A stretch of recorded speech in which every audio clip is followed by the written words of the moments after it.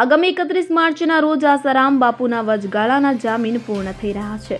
તે પહેલા જ તેણે મેડિકલ ગ્રાઉન્ડ પર 6 મહિનાના જામીનની માંગ કરી હતી, પરંતુ આ મામલે આજે સુનાવણી હાથ ધરવામાં આવી હતી, જેમાં આસારામ બાપુના 3 મહિના વચગાળાના જામીન મંજૂર કરવામાં આવ્યા છે, જેથી હવે આસારામ જૂન મહિના સુધી જેલ બહાર રહેશે. આ સાથે જ આ સુનાવણીમાં 2 જજની બેન્ચ બનાવવામાં આવી હતી, જેમાં બંને જજના મંતવ્ય અલગ અલગ હતા. જજ ઇલેશ વોરા 3 મહિનાના જામીન આપવાના સમર્થનમાં હતા.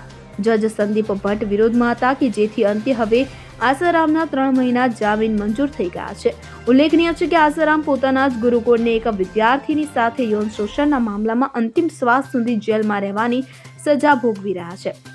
તેને માત્ર તબીબી આધાર પર વચગાળાના જામીન આપવામાં આવ્યા છે. આસારામને જોધપુર સેન્ટ્રલ જેલમાંથી ભગત કી કોઠીના હેલ્થ કેર સેન્ટરમાં દાખલ કરવામાં આવે છે, જ્યાં તેમની સારવાર ચાલી રહી છે.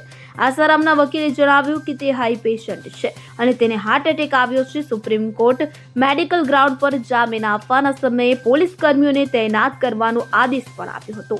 કોર્ટે નિર્દેશ આપ્યો છે કે વચગાળાના જામીન પર છૂટ્યા બાદ આસારામ પુરાવા સાથે છેડા કરવાનો પ્રયાસ નહીં કરે અને પોતાના અનુયાયીઓને પણ નહીં મળે.